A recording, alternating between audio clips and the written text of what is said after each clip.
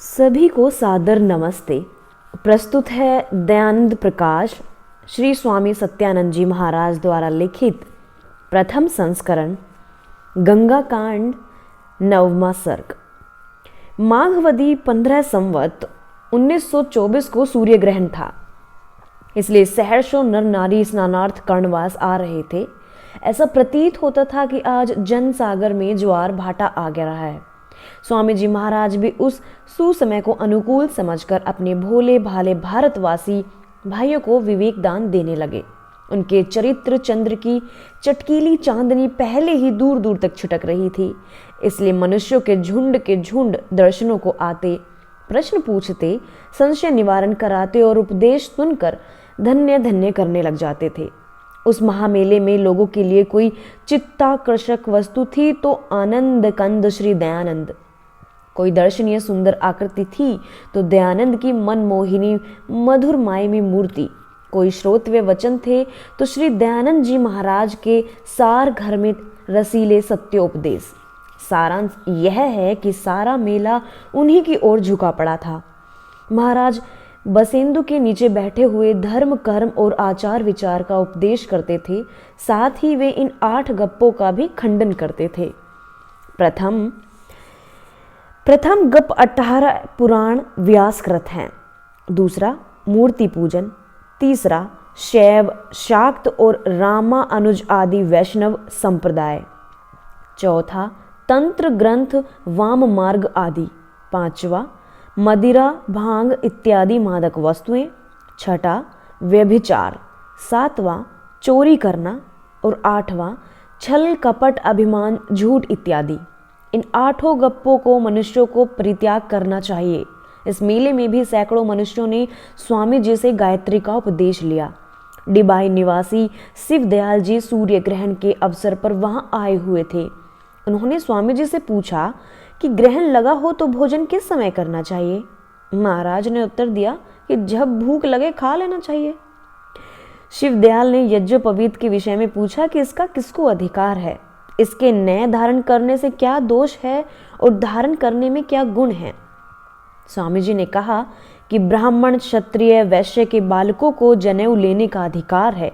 जिसने यज्ञोपवीत धारण नहीं किया वह वैदिक कर्म करने का अधिकारी नहीं हो सकता। यह सूत्र आर्यों का धार्मिक चिन्ह है और कर्तव्य चिन्ह है।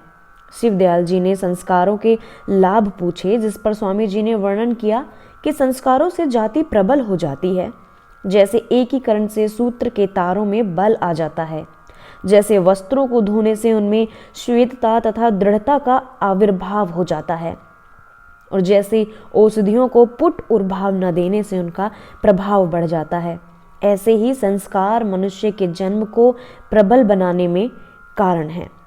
स्वामी जी संस्कृत ही में उत्तर देते थे, परंतु जो लोग संस्कृत नहीं जानते थे उनको टीकाराम जी भाषा अनुवाद करके समझा दिया करते थे।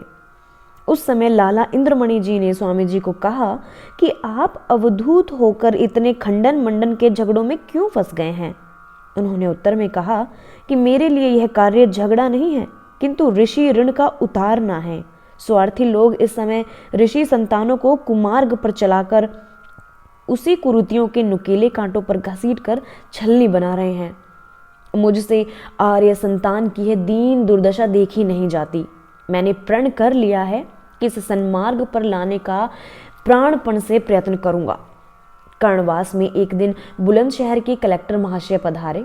स्वामी जी की कीर्ति उन्होंने पहले ही सुन रखी थी, परंतु कर्णवास में आकर जब उन्होंने स्वामी यश सुना और साथ ही उन्हें यह भी पता लगा कि वह परमहंस परमात्मा यहीं टिके हुए हैं, तो मिलापार्थ स्वामी कुटीर पर जा पहुंचे।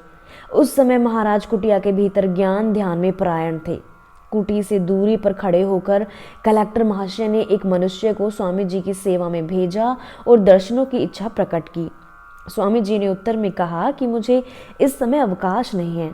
कलेक्टर ने फिर पूछवाया कि आपको अवकाश किस समय होगा। उत्तर में स्वामी जी ने पूछा कि कलेक्टर महाशय को किस समय अवकाश होगा। कलेक्टर महाशय ने इसका उत्तर भिजवाया कि मुझे 4 घंटे पश्चात अवकाश ही अवकाश है। यह वाक्य सुनते ही स्वामी जी कुटी से बाहर निकल आए। शिष्टाचार के पश्चात वेद मंत्रों और मनुस्मृति के श्लोकों से कलेक्टर महाशय को राज्य धर्म का उपदेश देते हुए बोले, जिसके सिर पर एक परिवार के भरण पोषण का भार होता है उसे बड़ी दौड़ धूप करनी पड़ती है, रातों जागना पड़ता है और सिर खुजलाने का भी अवकाश नहीं मिलता। परंतु आपके कथन से बड़ा आश्चर्य हुआ कि सहस्रों मनुष्यों का बोझ आपके कंधों पर है। दीन दुखियों के संकट निवारण करना आपका कर्तव्य है और तिस पर भी आपको 4 घंटों के पश्चात अवकाश ही अवकाश है। स्वामी जी के स्पष्ट कथन को कलेक्टर महाशय ने स्वीकार किया और वे प्रसन्नता पूर्वक वहां से विदा होकर चले आए। स्वामी जी का तेज आगंतुकों को कुछ ऐसा प्रभावित कर लेता था कि उनके समीप आने पर अहंकार में ऐठे हुए बड़े बड़े अभिमानियों का गर्व भी गल जाता था। रतिराम एक बड़ा प्रसिद्ध पहलवान था। वह अपने बल पर अति घमंड किया करता था। एक दिन वह अभिमान में मस्त झूमता झामता स्वामी जी के आसन के पास आ निकला। महाराज को देखकर उसने तिरस्कार पूर्वक कहा, अरे ये बाबा तो बड़ा दुष्ट है। यही वाक्य दोहराते दोहराते जब स्वामी जी के बहुत निकट आ पहुंचा तो महाराज ने उस पर एक दृष्टि डाली। उनके नेत्र स्रोत से उस समय कुछ ऐसी मोहिनी शक्ति श्रावित हुई कि रतिराम दौड़कर श्री चरणों में आ गिरा और पद पद्य रज बार बार भाल पर रमाने लगा। इस दृश्य को देखकर सभी दर्शक श्रद्धामय हो गए। बहुत से पंडित लोग जब स्वस्थान से स्वामी जी के पास आते तो अपने मन में युक्तियों और प्रमाणों की मालाएं पिरुलाया करते थे। उत्तर प्रत्युत्तर सब सोच विचार कर आते थे, परंतु स्वामी जी के सम्मुख आते ही सब सट्टी पट्टी भूल जाते थे। एक दिन का वृतांत है कि अहमदगढ़ के पंडित कमल नयन और अलीगढ़ के पंडित सुखदेव अपने साथी 15 पंडितों सहित स्वामी जी के पास आए। उन्होंने पूछने के लिए कुछ अति कठिन प्रश्न चुने हुए थे। विद्या में भी वे कुछ साधारण थे। जिस समय वे स्वामी जी के आसन पर पहुंचे उस समय महाराज गंगा पर गए हुए थे। स्वयं कल्प की प्रतीक्षा के अनंत रही स्वामी जी आते दिखाई दिए। उनके समीप आने पर सबने अभ्युत्थान पूर्वक विनीत नमस्कार किया। महाराज तृणासन पर बैठकर कुछ काल तक अचल भाव से ध्यान अवस्थित रहे, फिर आंखें खोलकर सबकी ओर देख उपदेश करने लगे। महाराज के विशाल भाव, मोहक मुखमंडल, दिव्य तेजोमय मूर्ति और वचन माधुर्य का पंडित मंडली पर ऐसा प्रभाव पड़ा, वे ऐसे विमोहित हुए कि स्वामी जी की यह कहने पर भी कि आप कोई प्रश्न करना चाहते हैं तो कीजिए, उन्हें कुछ भी पूछने का साहस न हुआ। स्वामी जी के वचन को सत्य सत्य कहते हुए कुरीतियों का खंडन सुनते रहे। दिन बहुत चढ़ आया था, इसलिए वे गंगापुर स्नानार्थ चले गए। वे मार्ग में एक दूसरे से कहने लगे कि घर से चलते समय तो प्रश्नों के बहुतेरे बांधनों बांध कर चले थे, परंतु स्वामी जी का कुछ प्रभाव ही ऐसा है कि उनके सामने आकर एक भी बात न सूझी। भाई, यह स्वामी तो सचमुच कोई सिद्ध पुरुष है। स्वामी जी की ज्ञान दृष्टि कभी कभी आंखों से ओझल बात का भी पता दे दिया करती थी। इससे स्वामी भक्त आश्चर्यमय हो जाया करते थे। एक दिन नंद किशोर उपाध्याय स्वामी जी के समीप आते समय एक खेत से रमास की कुछ फलियां तोड़ ले गए और वहां पहुंचकर स्वामी जी की भेंट की। स्वामी जी ने कहा, तुम चोरी कर्म से यह फलियां लाए हो, इसलिए हम ग्रहण नहीं करते। उसने कहा, स्वामी जी आप यह क्या कह रहे हैं, मैंने किसी की चोरी नहीं की। स्वामी जी ने हंसकर कहा, अच्छा बताओ, जिस खेत से यह लाए हो क्या लेते समय तुमने उसके स्वामी से पूछ लिया था? नंद किशोर का सिर नीचा हो गया और वह मन ही मन स्वामी जी के ज्ञान और व्रत की प्रशंसा करने लगा। स्वामी जी बड़े तपस्वी थे। उन्होंने भूख प्यास शीत उष्ण आदि सब द्वंद्व जीते हुए थे। पोष माघ का शीत पड़ता था, घास तृण पर हिम दिखाई देने लग जाता था, खेतों पर कोहरा चमकने लगता था, जोड़ों का जल जम जाता था। पर कोपीन मात्रधारी परमहंस जी कभी कभी गंगा की अत्यंत शीतल रेती में ही पद्यासन लगाकर सारी सारी रात बिता देते थे। महाराज को इस दशा में देख कभी कोई भक्त उनके तन पर कंबल भी डाल जाता तो भी उसे नहीं ओढ़ते थे। यदि वह अपने आप खिसक कर न उतर जाए तो ध्यान आदि से निर्वत होने पर उसे स्वयं उतार देते थे। माघ मास का वर्णन है कि एक दिन प्रातः काल अत्यंत शीतल पछवा पावन बड़े वेग से बह रहा था। स्वामी जी महाराज स्नान ध्यान से निवृत्त होकर कुटिया से बाहर बद्ध पद्यासन में बैठे थे। और दर्शनों को आए हुए ठाकुर लोग श्रीमुख वचन श्रवण कर रहे थे। यद्यपि उन संपन्न लोगों ने रुई और ऊन के वस्त्र पहन रखे थे, परंतु अति शीतलपात से उनके अंग ठिठुर रहे थे, तन कांपते थे, नाक से आंखों में पानी बह रहा था, हाथ पांव शून्य हुए जाते थे, परंतु श्रीमद् दयानंद थे कि निश्चल भाव से उपदेश कार्य में संलग्न थे। बाणों की भांति आर पार करने वाला वायु शरीर को स्पर्श कर रहा था, पर वे अटल थे, अकंप थे। सारे भक्त अपनी भक्ति भाजन की इस सहनशीलता को अवलोकन कर आश्चर्य निमग्न थे। उस समय ठाकुर गोपाल सिंह जी ने हाथ जोड़कर पूछा, भगवान, घोर शीतपात के कारण हम सबके शरीर सिकुड़ रहे हैं, दांतों से दांत बज रहे हैं, परंतु महाराज पर इस महाशीत का किंचित भी प्रभाव दिखाई नहीं देता। इसका क्या कारण है? स्वामी जी ने मुस्कुराकर कहा कि ब्रह्मचर्य और योग अभ्यास ही इसका कारण है। उसने कहा, तो हम कैसे जाने? उस समय स्वामी जी ने अपने हाथों के अंगूठे घुटनों पर रखकर ऐसे बल से दबाए कि तत्काल ही उनके भाल पर ओस के कणों की तरह प्रस्वेद के बिंदु चमकने लगे। तन पर रमाई हुई सारी मिट्टी भीग गई, बगलों में से पसीना टिपक पड़ा। शीतकाल के भरे यौवन में इतनी ठंडी पवन के तीव्र प्रवाह में शरीर का इस प्रकार पसीना पसीना हो जाना दर्शकों के लिए एक कल्पनातीत दृश्य था। सभी लोग मुक्त कंठ से स्वामी जी के योग बल की प्रशंसा कर उठे। स्वामी जी से एक जन ने पूछा कि आप गंगा को क्या मानते हैं? महाराज ने कहा कि जो कुछ दिखती है। उसने कहा, आपको क्या दिखती है? स्वामी जी ने उत्तर दिया, जो आपको दिखती है, परंतु कहना सत्य ही है। वह बोला, मुझे तो जल दिखता है। स्वामी जी ने कहा, सो मैं भी यही मानता हूँ। कर्णवास से प्रस्थान कर स्वामी जी ग्राम अनुग्राम विचरने लगे। एक रात स्वामी जी गंगा के दूसरे किनारे आसन लगाए समाधिस्थ थे। अधिक रात हो जाने के कारण गंगा के गरगराने के अतिरिक्त कोई दूसरा शब्द सुनाई न पड़ता था।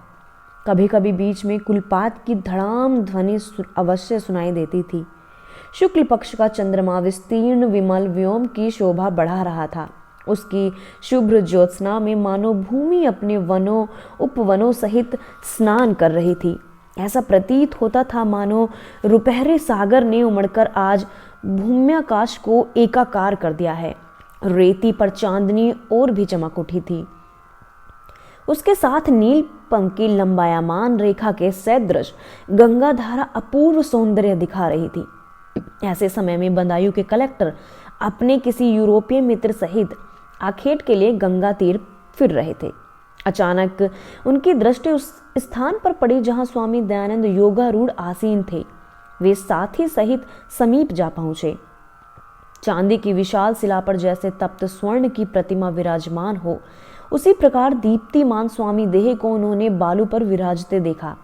बड़ी देर तक विस्मय उत्फल लोचनों से सन्यासी के सुंदर रूप को, समाधिस्थ निमग्नता को, तपश्चर्या को वे अवलोकन करते रहे। अंत में जब महामुनिन ने नेत्र उन्मीलन किए तो शिष्टाचार प्रदर्शन में प्रवृत्त हुए। चलते समय कलेक्टर महाशय ने विनय पूर्वक कहा, हमें बड़ा आश्चर्य है कि इतना शीत पड़ रहा है, नदी का किनारा है, रात्रि का समय है और आप हिम समान शीतल रेती पर लंगोट मात्र लगाए मग्न में हैं। क्या आपको पाला नहीं लगता? स्वामी जी उत्तर देने ही लगे थे कि कलेक्टर महाशय का साथी बीच में बोल उठा, हष्ट पुष्ट मनुष्य हैं, खाने को अच्छे माल मिलते होंगे, इसे पाला क्या करे? स्वामी जी ने हंसकर कहा कि हम दाल चपाती के खाने वाले क्या माल खाएंगे? बहुत बल लगाया तो कुछ दूध पी लिया, परंतु आप मांस, अंडे आदि पौष्टिक पदार्थ खाते हैं और समय पड़ने पर मदिरा पान में भी कोई अड़चन न होती होगी। इसलिए यदि माल खाकर शीत सहा जाता है तो कपड़े उतार कर आइए और थोड़ी देर मेरे साथ बैठिए। इस पर वह लज्जित हो गया और विषय बदलकर कहने लगा, अच्छा तो बताइए आपको शीत क्यों नहीं लगता? उत्तर में महाराज ने कहा, इसका सहज से समझ में आने योग्य एक कारण तो अभ्यास है। आपका मुख सदा नग्न रहता है, इसलिए आपको उसे ढांपने की आवश्यकता इस समय भी प्रतीत नहीं होती। कलेक्टर महाशय ने संकेत करके साथी को बहुत बोलने से रोक दिया और वे स्वामी जी को नमस्कार करके चले गए। कहते हैं कलेक्टर का यह साथी कोई पादरी था जो कारणवश उनके साथ आया था। 10वां सर्ग। स्वामी जी महाराज सैकड़ों राजपूतों को जनेऊ धारण कराते हुए, सहस्रों मनुष्यों को उपदेश देकर सन्मार्ग पर लाते हुए फर्रुखाबाद तक गए और फिर वहां से लौटकर विचरते हुए चासी में आ गए। चासी आहार से कोई 2.5 मील के अंतर पर है। गंगा का तीर है, वन स्थान है, अति एकांत, शांत और रमणीक प्रदेश है। वहाँ स्वामी जी एक कुटिया में टिके। उनके पास ग्रामीण लोग बहुत आने लगे। वे महाराज का अति सम्मान करते थे। इससे वहाँ रहने वाले एक वैरागी बहुत चिढ़ गया। वह रात दिन इसी उधेड़ बुन में रहने लगा कि किस प्रकार दयानंद को यहाँ से चलता किया जाए। स्वामी जी का यह नियम था कि जो पहले भोजन ला देता वे उसे ही खा लेते। वैरागी ने उसी नियम से लाभ उठाना चाहा। वह सबसे पहले 1-2 जले भुने टिक्कड़ स्वामी जी के आगे रख देता और वीतराग वही खा जाते। परंतु कुछ काल के अनंतर वही वैरागी महाराज का अनुराग हो गया। उसके पीछे एक जाट महाराज को नियम से भोजन लाकर दिया करता था। ठाकुर महावीर सिंह जी चांदोख निवासी स्वामी जी के श्रद्धालु भक्त थे। वे 8 दिवस तक चासी वन में स्वामी जी की सेवा में रहे।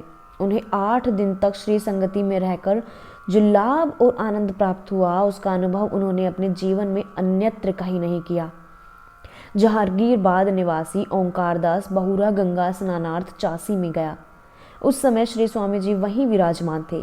वह जब दर्शनार्थ स्वामी जी के समीप गया तो उनके पवित्र स्वरूप से ऐसा प्रभावित हुआ कि उसके हृदय में स्वामी श्रद्धा का स्रोत श्रावित हो आया। उसने कुछ भोज्य पदार्थ स्वामी जी के समीपवर्ती किया, जिसे महाराज ने ग्रहण कर लिया। एक दिन तो सत्संग में अपनी आत्मा की पिपासा को शांत करूं, इस संकल्प से उसने स्वामी जी की कुटी के निकट डेरा डाल दिया। ओंकार दास व्यायाम करने वाला था, पुष्ट, सुगठित और बलवान था। सायकाल होने पर उसके हृदय में इस भाव का प्रादुर्भाव हुआ कि चलो पांव दबाकर स्वामी जी की सेवा करें, इससे स्वामी जी के बल का भी ज्ञान प्राप्त हो जाएगा। ओंकार दास ने प्रार्थना की कि सेवकों को पांव दबाने की सेवा प्रदान की जाए। स्वामी जी ने उत्तर दिया कि हमारे पांव दबे दबाए हैं, परंतु अत्याग्रह से वह चरण सेवा करने लग ही गया। उसने जब महाराज की पिंडलियों पर हाथ लगाया तो उसे लोहे के दंड के सदृश कड़ी प्रतीत हुई। उनमें हाथ न दसता था, कहीं बल न पड़ता था, परंतु बल लगाने पर भी मांस हाथों में न आता था। ओंकार दास थोड़ी ही देर में एड़ी से चोटी तक पसीने से तर होकर हाँफता हुआ पांव दबाने से पीछे हट गया। उसने स्वामी जी ऐसा बलिष्ठ व्यक्ति अपने सारे जन्म में नहीं देखा था। पंडित गंगा प्रसाद जी भी स्वामी जी के एक श्रद्धालु अनुयायी थे। जिस प्रकार प्रशंसित परमहंस जाटों को, राजपूतों को, बणियों को यज्ञोपवीत देते थे, उनका अनुकरण करके गंगा प्रसाद जी उसी प्रकार गांव-गांव में विचरण करते हुए जनेऊ धारण कराते थे। उनके इस कार्य से स्वामी जी बहुत प्रसन्न थे। एक दिन गंगा प्रसाद जी ने स्वामी चरणों में उपस्थित होकर निवेदन किया कि महाराज, मैंने बहुत बड़ी जनसंख्या को जनेऊ धारण कराए हैं। स्वामी जी ने उसके इस कार्य की आशीर्वाद से ही स्तुतित करते हुए कहा कि यज्ञोपवीत देते ही जाते हो कि किसी का उतारते भी हो। उसने विनय की, भगवान, कभी जनेऊ उतारा भी जाता है? स्वामी जी ने कहा, हाँ, जो धर्म कर्महीन हो जाएं, उनके उपवीत उतार लेने चाहिए। पंडित गंगा प्रसाद गुरु प्राय स्वामी जी के निकट आया जाया करते थे। एक दिन वह स्वामी जी की कुटिया पर अपने वस्त्र रख गंगा तीर पर स्नानार्थ जाने लगे। स्वामी जी की दृष्टि उसकी भुजाओं में धारण किए हुए अनंतर पर जा पड़ी। महाराज ने विस्मयाकार में पूछा कि आपके भुजा में क्या है? वह बोला, महाराज, यह अनंत है। स्वामी जी झट उसके पास चले गए और उंगलियों से नापकर कहने लगे कि यह तो इतने अंगुल का है, अनंत कहाँ है? उसने लज्जा के मारे वह अनंत तुरंत उतार कर गंगा में बहा दिया। स्वामी जी नवीन वेदांतियों के वचन मात्र के ब्रह्मवाद से घोर घृणा करते थे। वे कहा करते थे कि आलस्य निमग्न साधु पंडितों ने कर्म, धर्म और लोक हित करने से बचने के लिए मायावाद का ढकोल सा बना रखा है। ये लोग ब्रह्म सत्ता का अनुभव तो करते ही नहीं, उल्टे अहम ब्रह्म जगन मिथ्या कहकर रात दिन मिथ्या वचन बोलने के भागी बनते हैं। खंदोई गांव का निवासी छत्र सिंह जाट, जो स्वामी जी का प्रेमी तो था, परंतु वैसे था पक्का नवीन मायावादी, एक दिन स्वामी जी के पास आया, नमस्कार आदि करके वेदांत विषय पर वार्तालाप करने लगा। वार्तालाप क्रम में छत्र सिंह ने कहा, स्वामी जी, आप चाहें जो कहें, परंतु यह दृश्यमान जगत आकाश पुष्प समान मिथ्या है, स्वप्न सृष्टि के तुल्य भ्रम मात्र है, वंध्या पुत्र समान कल्पित है, सशंकवत असत्य है, वास्तव में यह है ही नहीं। स्वामी जी ने हाथ को थोड़ा आगे बढ़ाकर छत्र सिंह के मुख पर एक हल्का सा थप्पड़ लगाया। चपत खाते ही वह चौंक उठा और कपोन मलता हुआ कहने लगा, महाराज, सिद्धांत भेद होने पर ही, विचार न मिलने पर ही आप ऐसे ही ज्ञानी जनों को आवेश में आकर थप्पड़ मार देना शोभा नहीं देता। स्वामी जी ने मंद मुस्कान सहित कहा, चौधरी जी, जब आपके निश्चय अनुसार ब्रह्म ही एक वस्तु है, दूसरी कोई भी नहीं, और जो कुछ दिखाई पड़ता है वह सब मिथ्या है, तो वह आपसे भिन्न दूसरा कौन है जिसने आपके थप्पड़ लगाया है? आपको मिथ्या की प्रतीति कैसे हो गई? छत्र सिंह ने यह सुनकर स्वामी जी के चरण पकड़ लिए और कहा, महाराज, आपने मेरी आंखें खोल दी हैं। वास्तव में हम लोग अनुभव शून्य हैं, केवल बोड़ाहे मनुष्य की भांति वेदांतवाद की बड़बड़ करने लग जाते हैं। एक धुनिया विनयपूर्वक नित्य प्रति स्वामी जी के सत्संग गंगा में स्नान करके अपने अंतरंगों को निर्मल बनाया करता था। स्वामी जी ने उस पर अपार दया करके उसे ओम पवित्र का जप करना सिखाया। एक दिन भक्त धुनिये ने श्री सेवा में प्रार्थना की कि स्वामी जी, आपके अतिरिक्त मुझे और क्या कर्म करना चाहिए जिससे मेरा कल्याण हो? स्वामी जी ने कहा, सदाचार पूर्वक जीवन बिताओ, जितनी रूई किसी से लो तुम कर उतनी ही उसे पीछे लौटा दो। यही सद्व्यवहार तुम्हारे लिए एक उत्तम कल्याणकारी कर्म है। चासी से स्वामी जी बीच बीच में कभी कभी कर्णवास आदि स्थानों में भी हो आया करते थे, परंतु निवास वहीं रखते थे। महाराज रात्रि का अधिक भाग ध्यान में ही व्यतीत करते थे। यह स्थान उनके इतना अनुकूल प्रतीत हुआ कि यहाँ वे 4-5 मास पर्यंत टिके रहे।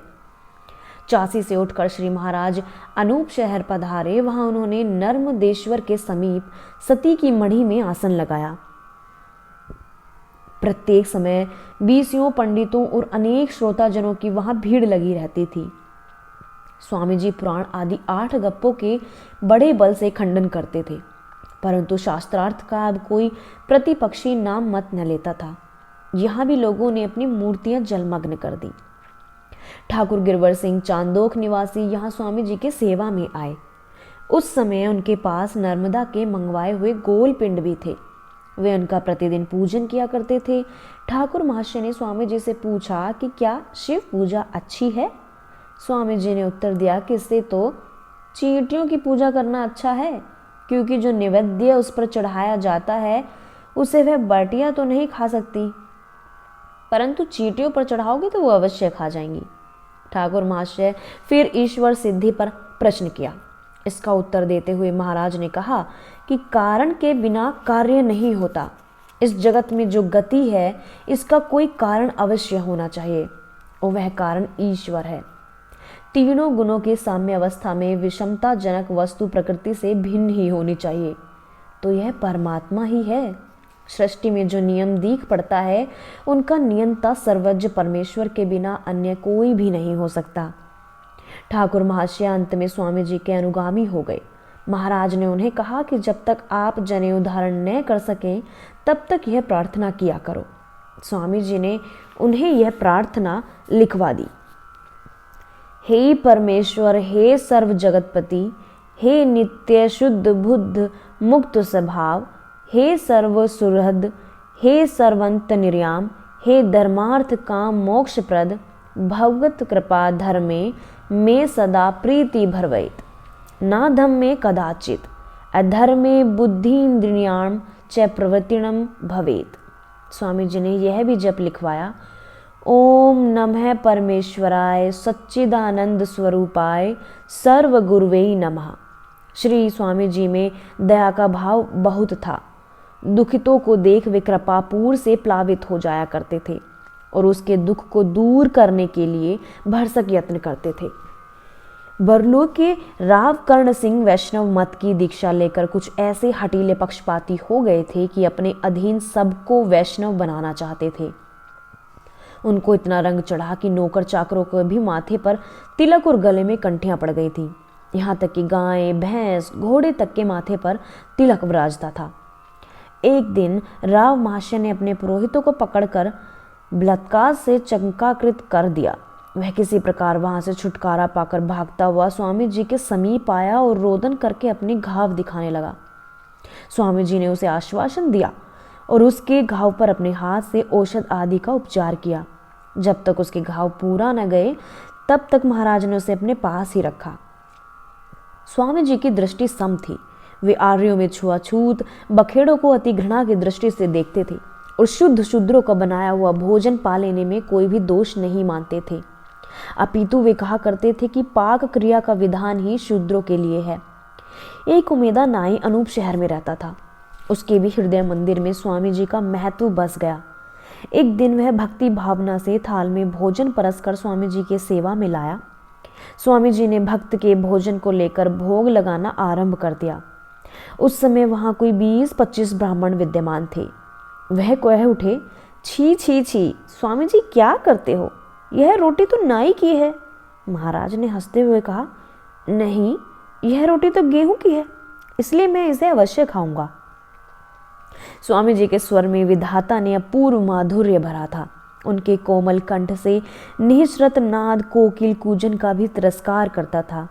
एक दिन सत्संगियों के नम्र निवेदन किया कि हम श्रीमुख से साम गान सुनने के इच्छुक हैं। स्वामी जी ने बहुत अच्छा कहकर साम का आलाप आरंभ कर दिया। वह गान क्या था? आनंद की वर्षा थी। आत्मा में सुधा का संचार था। उनके स्वर के मिठास से, नाद की मोहिनी शक्ति से और अश्रुत पूर्व संगीत से लोग धीरे धीरे ऐसे प्रभावित हुए कि सारी सभा देश और काल के भाव को भूलकर संगीत रस सागर में हिलोरे लेने लग गई। किसी को कुछ पता नहीं रहा कि मैं कहाँ बैठा हूँ। सबकी चित्त वृत्तियां मूर्छित हो गईं। ऐसा प्रतीत होने लगा मानो नर्मदेश्वर का मंदिर, सती की मढ़ी, नवजलम का अखाड़ा, ये सब स्वामी स्वर का अनुकरण कर रहे हैं। उत्ताल तरंग संकुल गंगा भी अपने कुलों सहित गा रही है। कोई आध घड़ी से अधिक काल तक लोग संगीत रस आस्वादन कर रहे थे। स्वामी जी के गाना बंद करने के उपरांत भी कई पलों तक वही समय बंधा रहा। लोग वैसे ही मौन निस्तब्ध बने रहे। तत्पश्चात उन्हें ऐसा प्रतीत होता था कि मानो अमृत से सिंचित किए गए हैं, सुख की नींद सोकर भी उठे हैं। एक भक्त ने पूछा कि महाराज, पुरा काल में जैसी उत्तम मनोवांछित सुपात्र संतान हुआ करती थी, वैसी अब क्यों नहीं होती?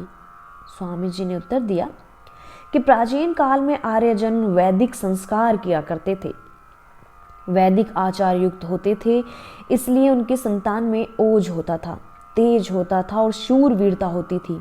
परंतु इस युग में लोग इंद्रिय आराम और विषय नंदी को प्रधानता देते हुए वैदिक संस्कारों का त्याग कर बैठे हैं। लोगों के ग्रहों में कुरीतियां भरमार हैं, इसलिए उनके संतान भी निस्तेज, दीन, दुखिया उत्पन्न होती है। अनूप शहर में सुखानंद जी ने श्राद्धों पर विचार किया कि जिसमें स्वामी जी ने श्राद्धों का बलपूर्वक खंडन करके यह सिद्ध कर दिखाया कि श्राद्ध जीवित पितरों को ही होना चाहिए। अनूप शहर से चलकर महाराज फाल्गुन मास में कर्णवास पधारे। इस बार भी एक महायज्ञ किया गया। 10 दिन तक गायत्री का जप होता रहा और फिर 12 भद्र जनों के यज्ञोपवीत धारण किए। अब की बार महाराज वहाँ 10-15 दिन ही ठहरे। गढ़िया में स्वामी जी ने चक्रांतियों से बातचीत करके उन्हें परास्त किया। अनेक पंडितों सहित गुसाई बलदेव गिरी जी स्वामी जी के दर्शनों को गए। उनकी भव्य मूर्ति के दर्शन और वार्तालाप से वे ऐसे विमोहित हुए कि प्रतिदिन स्वामी सेवा में उपस्थित होने लगे। उन्होंने 1 मास तक स्वामी जी का भावनापूर्वक आदरातिथ्य किया। स्वामी जी को यहाँ ठहरे 1 मास हो चुका था कि एक दिन आड़ेसर का ठाकुर 4 साथियों सहित वहां आया। उनमें से 2 के हाथों में खड्ग थे। यह ठाकुर आते ही स्वामी जी के बराबर बैठ गया। गुस्साई जी उपस्थित थे। उन्होंने ऐसा करने से वर्जा के गृहस्थों को सन्यासियों के समीप समान आसन पर बैठना उचित नहीं है, पर वह कड़ा वैष्णव था। उसने गुस्साई जी की एक न सुनी और वहीं अकड़ा बैठा रहा। स्वामी जी ने महाभारत का एक श्लोक पढ़कर उसे समझाया, पर उसने इधर ध्यान ही नहीं दिया। अंत में यह सोचकर कि ऐसे मूड से क्या माथा पच्ची करें, स्वामी जी कुटिया के भीतर चले गए। ऊष निकाल था, इसलिए गुसाई जी नंगा सिर किए बैठे थे। ठाकुर महाशय कोप वज्र उन्हीं पर बरसने लगा। आपने अपने साथियों को आजादी कि यह नंगे सिर वाला क्या कह रहा है, इसे पकड़कर सीधा करो। गुसाई जी भी सामर्थ्यवान थे। जो ही ठाकुर के मनुष्य उन्हें पकड़ने के लिए आगे बढ़े, उन्होंने एक के हाथ और दूसरे के पांव को पकड़कर दूर फेंक दिया। शेष की गत उनके शिष्यों ने बना दी। गुसाई जी को कोई भय था तो यह कि कहीं उनकी इस कोप क्रीड़ा से स्वामी जी अप्रसन्न न हो, परंतु स्वामी जी ने उनके साहस की भूरी भूरी प्रशंसा करके उन्हें प्रोत्साहन दिया। देव योग से गढ़िया में कैलाश पर्वत जी आनी कले। सायंकाल वे गंगा तीर पर अपना नित्य कर्म कर रहे थे कि उन्हें सिर पर एक सन्यासी खड़ा दिखाई दिया। पूछा, कौन है? उत्तर मिला, मैं दयानंद सरस्वती हूँ। यह सुनते ही कैलाश पर्वत जी ने स्वामी जी को समीप बैठा लिया और हरिद्वार के त्याग के पीछे का वृतांत पूछने लगे। सब वृतांत सुनाते हुए महाराज ने कहा, कैलाश पर्वत जी, मैं आपसे सहायता लेने आया हूँ। उन्होंने कहा, सहायता किस प्रकार की? स्वामी जी ने कहा, रामानुज वल्लभ आदि सांप्रदायिक मतों ने पुरातन धर्म कर्म रीति नीति को नष्ट भ्रष्ट कर दिया, सो आप इनके खंडन में मेरे सहायक बने। कैलाश जी ने कहा, आपका विचार उत्तम है, इन मतों को खंडन आवश्यक है। मैं आपके प्रत्येक प्रकार की सहायता देने में भी समुद्यत हूँ, परंतु आप प्रथम मेरी दो बातें स्वीकार कर लीजिए। एक तो मूर्ति पूजा का खंडन करना परित्याग कर दीजिए। मंदिर सर्वत्र बने हुए हैं और इनसे अज्ञानी लोगों को भी लाभ भी बड़ा मिला है। सैकड़ों की आजीविकाएं लगी हुई हैं। दूसरे, आप पुराणों का खंडन भी छोड़ दीजिए। यह न कहिए कि वे व्यासकृत नहीं हैं और स्वार्थी लोगों के निर्माण किए हुए हैं। स्वामी जी ने कहा, महात्मन, इन संप्रदायों का आधार आश्रय यही मूर्ति पूजा और पुराण है। इन्हीं दो की आड़ में मतवाले अपने अपने मतों का प्रचार करते हैं। इसी टट्टी की ओटों में मत मृग्या हो रही है। जब तक इनका खंडन न होगा, आर्ष ग्रंथों का आदर न हो सकेगा। श्रुति स्मृति प्रतिपादित धर्म को लोग नहीं समझ सकेंगे। कृपया आप बद्ध परिकर होकर जयपुराधीश आदि राजाओं के वैदिक धर्म पर लाइए। आप सन्यासी हैं, निर्भयता से लोगों में सत्य का प्रचार कीजिए। कैलाश पर्वत जी विद्वान तो थे ही, पर साथ ही व्योवृद्ध भी थे। इससे स्वामी जी उनका समादर करते थे, उनके समीप निवास भी कर लिया करते थे। सांप्रदायिक संग्राम में सम्मिलित होने की संधि करने के लिए कैलाश पर्वत जी ने जो दो बातें उपस्थित की थी, उन्होंने घोर प्रतिवाद करते करते सारी रात बीत गई और सवेरा हो गया। स्वामी जी एक वृद्ध सन्यासी से निराश होकर स्वस्थान को जाने के लिए प्रस्तुत हुए। कैलाश पर्वत जी ने कहा, दयानंद जी अभी न जाइए, भिक्षा पाकर मध्योत्तर काल में चले जाइएगा। इतनी क्या शीघ्रता है? परंतु स्वामी जी यह कहते हुए वहां से चल पड़े कि मैं आपके पास कोई भिक्षा का भूखा नहीं आया था। मैं आया था कि आप सत्य में मेरी सहायता करेंगे, सो आपने नहीं की। ऐसी अवस्था में ईश्वर ही सहायता करेगा। कैलाश पर्वत जी स्वामी जी के सत्याग्रह से अतिशय प्रसन्न थे। वे कहा करते थे कि दयानंद जैसा धैर्य का धनी सुदृढ़ संकल्प सन्यासी ने हमने कहीं देखा और नहीं सुना है। यह अप्रीतम पुरुष है। गुसाई बलदेव गिरी का मठ सोहरों में ही था। वे नित्य निवेदन करते थे कि स्वामी जी सोहरों चलिए, वहां अत्युपकार होगा। सोहरे में कुछ भक्तजन भी स्वामी जी की सेवा में उपस्थित होकर वहां प्राधारने के लिए प्रार्थी हुए। उन सब के आग्रह से स्वामी जी सोहरों पधारे। गंगा के तीर पर गुसाई जी के मंदिर में ठहरे। अगले दिन गुसाई जी ने उन्हें अम्बाड़गढ़ के स्थान में जा टिकाया। सोहरों में स्नान महामात्य का बड़ा भारी मेला था। कोई 10 सहस्त्र तो ब्राह्मण ही वहां एकत्रित हुए होंगे। वहां बहुत से चमक्रांती पंडित स्वामी जी के समीप वाद करने के लिए आए, परंतु आधी गढ़ी भी कोई सामने न ठहर सका। वैष्णवों के मुखिया हरगोविंद था और स्वामी जी का सहायक राम नारायण तिवाड़ी था। चमक्रांती हुल्लड़ बहुत मचाते थे, जिससे विवश होकर राम नारायण और गुसाई जी उन लोगों को झिड़कना भर्त्सना भी करते थे। जैसे समुद्र के उताल तरंग प्रबल चट्टान से टक्कर खाकर हत प्रहिति हत होकर उपशाम हो जाते थे, पीछे ही हट जाते थे। ऐसे ही पौराणिक पंडित और सांप्रदायिक वादी गण बड़े आवेश में स्वामी जी के निकट आते और युक्ति प्रमाणों से प्रतीत होकर घात खाकर शांत हो जाते अथवा लौट जाते। कुछ एक उपद्रवी लोगों में परस्पर मिल स्वामी जी को विष देकर मार डालने अथवा जलमग्न करने का षड्यंत्र रचा। एक रात वे मिलकर आए। उस समय स्वामी जी के समीपवर्ती स्थान में एक और साधु सुख से सो रहा था। उन्होंने उसी को दयानंद समझकर खटिया सहित उठा लिया और ले जाकर गंगा की धारा में फेंक दिया। जब उसने डूबते हुए चिल्लाकर बचाने की याचना की तो उन धूर्तों को ज्ञात हुआ यह दयानंद नहीं है। उस पर वह साधु जल में से निकाल लिया गया। श्री स्वामी जी एक दिन उपदेश दे रहे थे और 20 मनुष्य दत्तचित्त होकर श्रवण कर रहे थे। उससे वहां एक हट्टा कट्टा दंडपेल पहलवान सा जाट आ गया।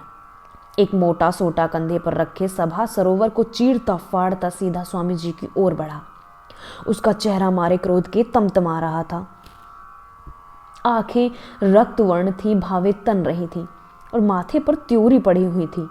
होठों को चबाता और दांतों को पीसता हुआ वह बोला, अरे साधु, तू ठाकुर पूजा का खंडन करता है और श्री गंगा मैया की निंदा करता है, देवताओं के विरुद्ध बोलता है। झटपट बता, तेरे किस अंग पर यह सोटा मारकर तेरी समाप्ति कर दूं। ये वचन सुनकर एक बार तो सारी सभा विचलित हो गई, परंतु श्री स्वामी जी महाराज की गंभीरता में रत्ती भर भी न्यूनता न आई। उन्होंने प्रशांत भाव से मुस्कुराते हुए कहा कि भद्र, यदि तेरे विचार में मेरा धर्म प्रचार करना कोई अपराध है तो इस अपराध का प्रेरक मेरा मस्तिष्क ही है। यही मुझे खंडन की बातें सुझाता है। सो यदि तू अपराधों को दंड देना चाहता है तो मेरे सिर पर सोटा मार, इसी को दंडित कर। इन वाक्यों के साथ ही स्वामी जी ने अपनी नेत्रों की ज्योति उसकी आंखों में डालकर उसे देखा। जैसे बिजली कौंध कर रह जाती है, धधकता हुआ अंगारा जल धारापात से शांत हो जाता है, वैसे ही तत्काल वह बलिष्ठ व्यक्ति ठंडा हो गया। श्री चरणों में गिर पड़ा और अविरत अश्रु मोचन करता हुआ अपना अपराध क्षमा कराने की याचना करने लगा। स्वामी जी ने उसे आश्वासन दिया और कहा, तुमने कोई अपराध नहीं किया, मुझे मारते तो भी कोई बात न थी। अब यूं ही क्यों रो रहे हो? जाओ, ईश्वर तुम्हें सत्य मार्ग प्रदान करे। इस दृश्य को देख लोग स्वामी जी की सहनशीलता अत्यंत प्रशंसा करते हुए आपस में कहते थे कि सोरों में बहुतेरे साधु संत आए, परंतु ऐसा शांत, ऐसा निर्भय, ऐसा क्षमावान कभी कोई ना आया होगा। स्वामी विचरते हुए सरदोल में आ विराजे। उनके उपदेशों से यहाँ ठाकुर हलास सिंह अन्य सज्जन पक्के आर्य धर्म अवलंबी बन गए। गढ़ी में वैरागी लोग स्वामी जी का बड़ा विरोध करते थे। इसका कारण यह था कि जिस समर्थ ठाकुर ने स्थान पर स्वामी जी ठहरे हुए थे उसने कंठी तोड़ डाली थी, मूर्ति पूजा छोड़ दी थी। वह कई ग्रामों का भूमिहार था, इसलिए वैरागियों को अपनी आजीविका के लिए जाते रहने का भय था। स्वामी जी तो वैरागियों से सदा ही सावधान रहते थे। उन्होंने सुन रखा था कि कानपुर से 4 कोस के अंतर पर वैरागियों का एक डेरा है। वहां विरजानंद नाम का एक साधु जा निकला।